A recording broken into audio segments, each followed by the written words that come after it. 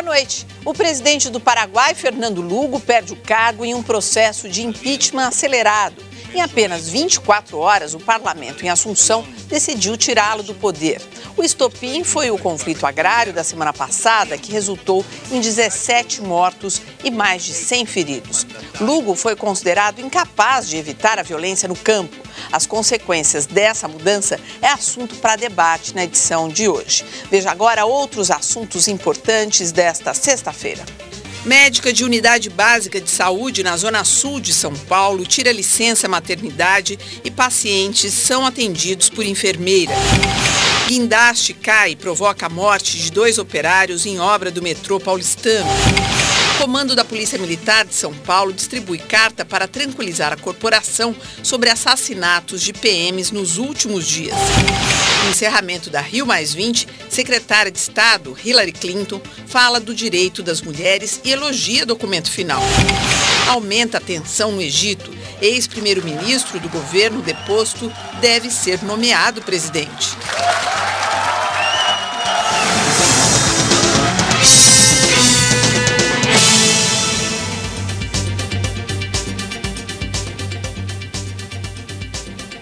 Nossa bancada de hoje conta com a presença do advogado e ex-secretário de Segurança Pública de São Paulo, Eduardo Mui Laerte, e do cientista político Carlos Novaes. Impeachment relâmpago tira Fernando Lugo da presidência do Paraguai. Em menos de 24 horas, o ex-bispo e sociólogo teve o processo de cassação votado e aprovado pelo Congresso. O vice-presidente tomou posse minutos depois da saída de Lugo. Na porta do prédio houve protesto. Centenas de pessoas cercaram o Congresso, acusando os políticos de golpe de Estado. Eles tentaram quebrar o cerco policial e houve confusão. A polícia usou jatos d'água, bombas de gás e balas de borracha. Logo depois da cassação, o ex-presidente fez um pronunciamento do Palácio Presidencial. Fernando Lugo disse que o golpe não era contra ele, mas sim contra a democracia. Agradeceu o apoio da população e disse que aceitava a decisão do Congresso. Se despediu afirmando que saía pela porta da frente do Paraguai, o coração do povo. O Senado aprovou o impeachment por 39 votos contra 4. A justificativa para o processo foi a violenta desocupação de camponeses na semana passada, que resultou na morte de 6 policiais e 11 agricultores. Mais de 100 pessoas ficaram feridas. O vice-presidente Frederico Franco assumiu o governo minutos depois. Vários países latino-americanos condenaram a ação, qualificada de golpe. A Comissão de Chanceleres da Unasul, União das Nações Sul-Americanas, liderada pelo brasileiro Antônio Patriota, também condenou a atitude do Congresso. Mais cedo, a presidente Dilma apelou em vão por uma solução negociada e até sugeriu a saída do Paraguai do Mercosul. E você sabe qual é a situação econômica e social do Paraguai e as ligações do país com o Brasil? O Jornal da Cultura explica. O Paraguai tem um território de pouco mais de 400 mil quilômetros quadrados entre Brasil, Argentina e Bolívia. Nessa área, que equivale ao Mato Grosso do Sul, vivem cerca de 6,5 milhões de pessoas. A ligação do Paraguai com o Brasil vai muito além do Mercosul, mercado comum instituído também com Argentina e Uruguai, e da fronteira, atravessada desde a década de 80 pelos sacoleiros. Os paraguaios foram protagonistas do mais longo conflito militar do Brasil. Em disputa por territórios, o Paraguai combateu a Tríplice Aliança de brasileiros, argentinos e uruguaios entre 1864 e 1870 e foi derrotado. A maior usina hidrelétrica do mundo, que fica em região disputada por Brasil e Paraguai, é uma espécie de compensação. O Paraguai não utiliza a metade a que tem direito da energia gerada em Itaipu. Por isso, vende o excedente ao Brasil por um preço que no ano passado foi triplicado. São 720 milhões de reais por ano. Mas esse número não é suficiente para resolver os problemas do país. O produto interno bruto, que é a soma de todas as riquezas produzidas, é de 22 bilhões de dólares. Na América do Sul, superior apenas a Suriname e Guiana. É o que também acontece com o Índice de Desenvolvimento Humano. O Paraguai é o número 96 do mundo. A expectativa de vida também está entre as mais baixas da América, pouco menos de 72 anos. Mas a alfabetização é ligeiramente melhor que a do Brasil. Os dois países ficam abaixo de 91%. Importante lembrar que o Paraguai, antes dessa guerra, foi uma grande potência na América do Sul. Confere isso? Não era uma grande potência, mas era um país que vivia numa situação... Mas tinha independência. Sim, tinha independência e vivia, digamos assim, em condições relativamente comparáveis com os outros países, uma situação boa, melhor do que é hoje. A situação do Paraguai hoje é muito inferior, né? Os números... O analfabetismo é baixo lá, porque essa é uma tradição do Paraguai. O Paraguai sempre teve, mesmo na época do Solano Lopes, que era o ditador que foi derrotado naquela guerra... Aliás, é o culpado de tudo, né? Mesmo naquela época, os paraguaios já eram mais alfabetizados, muito acima da média do que o resto da América do Sul. Eu acho que vale até a gente contar aqui rapidamente por que houve essa guerra. Que o Paraguai ele queria um acesso ao Atlântico, não é isso? Por isso que houve esse conflito. Não era só isso. O Paraguai também queria uma parte do Mato Grosso. Havia, na época, uma disputa de fronteiras ali, né, com o Mato Grosso também. Mas o objetivo era aumentar o território paraguaio. Mais uma saída e aumentar o território no caso do Mato Grosso. Ele disputava com o Brasil um pedaço do Mato Grosso. Bom, falando sobre o presente, o que a gente estava comentando aqui é que esse impeachment pode ter sido rápido, pode ter sido tudo, mas ele foi feito dentro do respeito à Constituição do país. Will Laerte. A gente observa isso. É um impeachment curioso, porque foi muito rápido.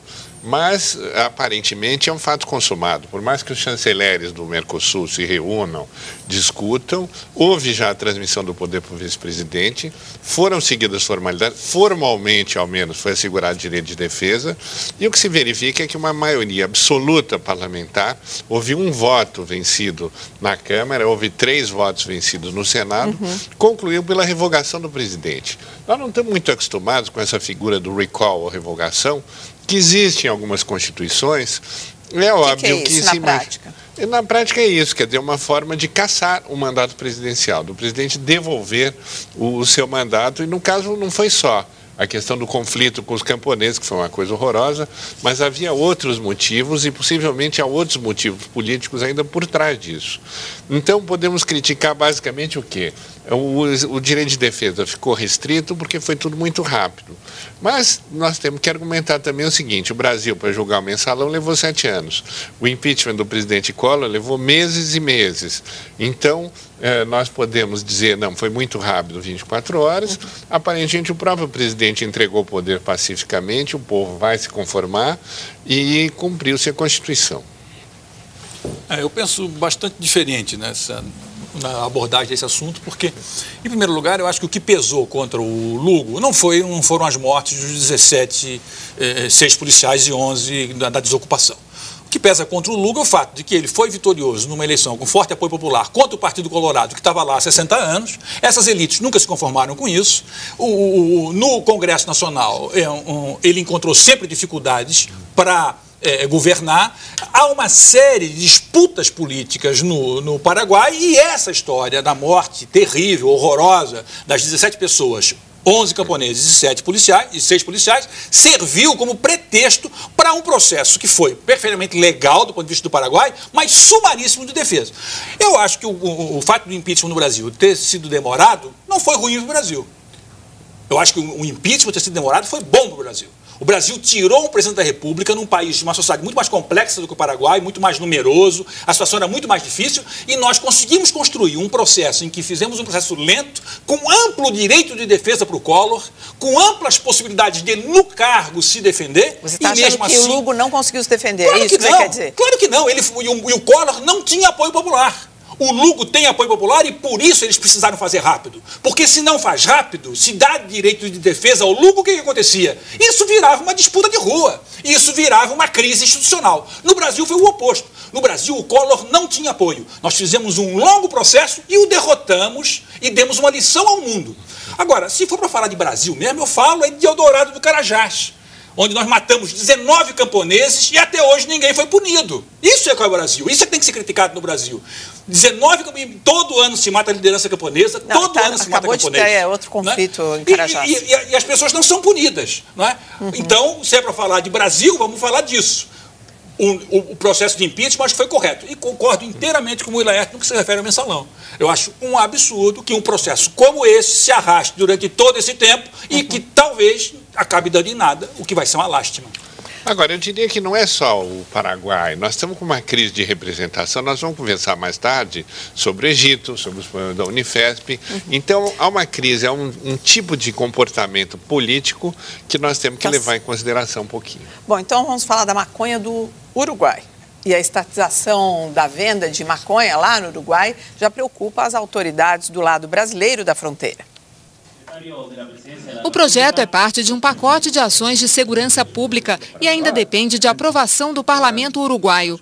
Apesar das restrições, como a venda controlada e exclusiva para uruguaios, a mudança na legislação pode interferir no dia a dia dos vizinhos brasileiros. Em La Paz, na Bolívia, militares em greve saquearam o escritório próximo ao Palácio Presidencial. Os agentes protestaram contra o governo de Evo Morales e queimaram documentos da justiça. Eles estão acampados nos prédios governamentais e exigem aumento salarial. Os grevistas anunciaram que só vão negociar com o presidente Evo Morales.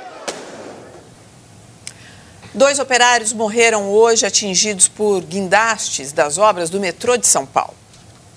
O acidente ocorreu na hora do almoço em uma obra na Avenida Ibirapuera, zona sul de São Paulo. Os funcionários Antônio Ribeiro, de 31 anos, e José Oliveira, de 39 anos, finalizavam um serviço na obra do metrô quando a torre de metal de um dos guindastes caiu em cima deles. Os 2 morreram no local. A obra da futura estação do metrô Eucaliptus fica na frente de um dos maiores shoppings da cidade de São Paulo. Segundo a Defesa Civil, por pouco, a torre de metal do guindaste não caiu sobre a avenida. Então cairia sobre a fiação e sobre os ônibus, carros e pedestres que estariam passando aqui no local. O diretor de Engenharia e Obras do metrô disse que foi aberta uma sindicância para apurar as causas do acidente. O acidente de hoje lembra outra tragédia nas obras do metrô de São Paulo. Em janeiro de 2007, uma cratera aberta no canteiro da estação Pinheiros da linha amarela deixou 7 mortos. As famílias de 6 vítimas já foram indenizadas. Uma não chegou a um acordo com o consórcio Via 4 e com o governo paulista.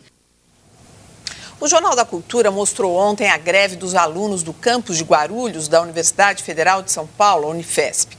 Eles reclamam da condição precária das instalações e durante uma manifestação na semana passada, 22 estudantes foram presos. Mas há um outro grupo de alunos que quer voltar à sala de aula e se sente intimidado pelos grevistas. Vamos ver um trecho dessa reportagem e a discussão gerada aqui no estúdio. A greve dos estudantes da Unifesp do campus de Guarulhos já completa 92 dias. E nem todos os alunos concordam com o rumo que o movimento grevista tomou. De acordo com o manifesto Contraponto, publicado na internet, o comando de greve tem agido de forma autoritária e sem foco. O grupo diz que nem todos os estudantes são favoráveis à paralisação, mas durante as assembleias eles são hostilizados e não têm direito de se manifestar.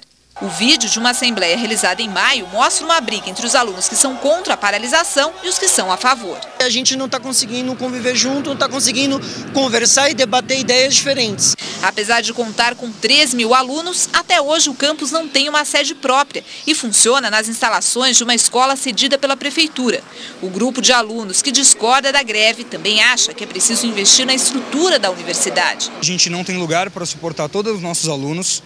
A gente não tem um bandejão com uma condição aceitável de higiene, de limpeza. Os 2 grupos têm os mesmos objetivos, mas eles querem perseguir esses objetivos por meios diferentes.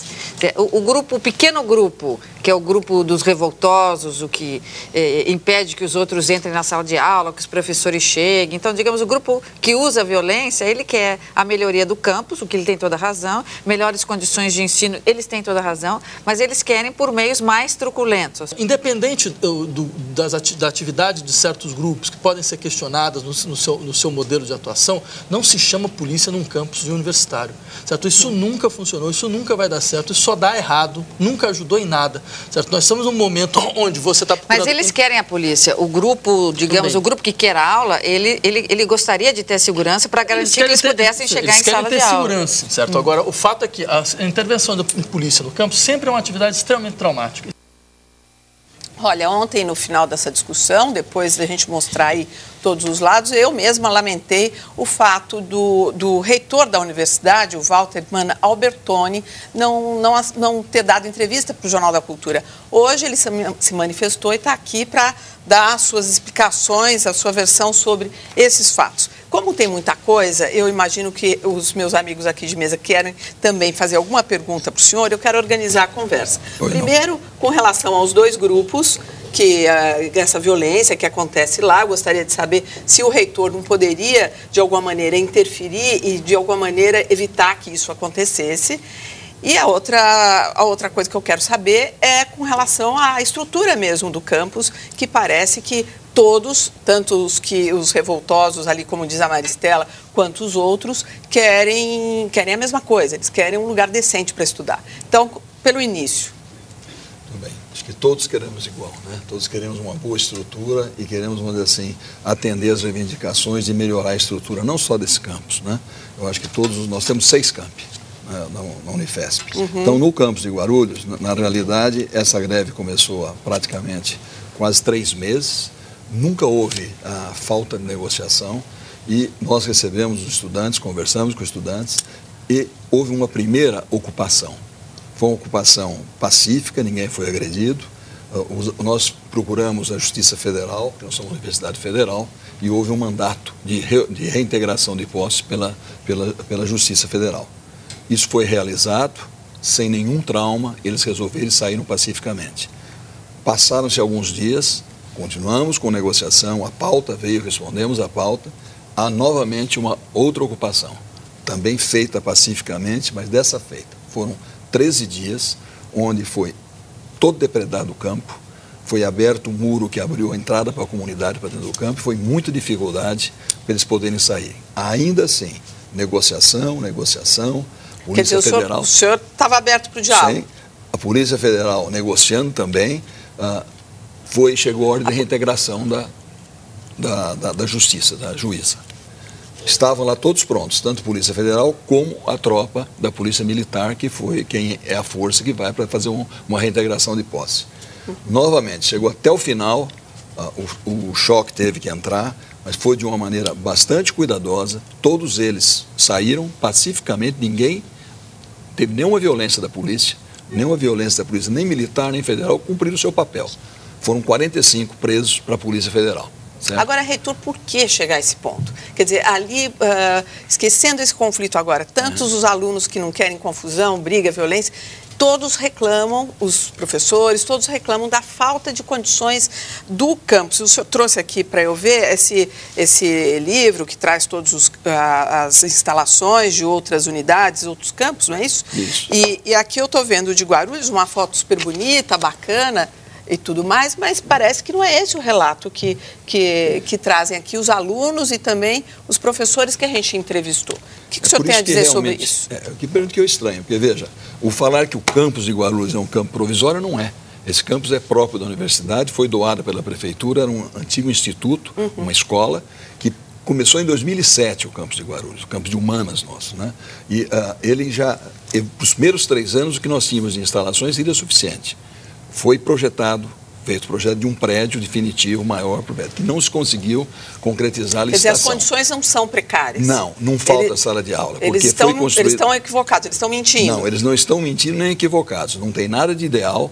É justa a reivindicação que as infraestruturas precisam ser melhoradas, mas não é também que não tem sala de aula para ter aluno. Nunca faltou sala de aula. Sala de aula, veja bem, as que não são da universidade, que são próprias, estão sendo cedidas pela prefeitura, estão sendo alugadas mais salas, porque o fato de não ser próprio, ser provisório, muita coisa pode ser provisória, mas ter alguma qualidade pelo menos mínima. Mas o senhor não acha que uma insatisfação dessa ordem, com esse nível de sanguinidade, com esse nível de engajamento, mesmo dos chamados não revoltosos, ou que nome que vai se dar a esses, mas enfim, mesmo desses, eles falam, de maneira muito articulada, inclusive, a respeito das péssimas condições de higiene, inclusive, dizendo que o aluno que estava ali era, digamos, um dos pacíficos. E ele disse: se todo mundo vier para a sala de aula, não tem sala, não tem cadeira para todo mundo sentar.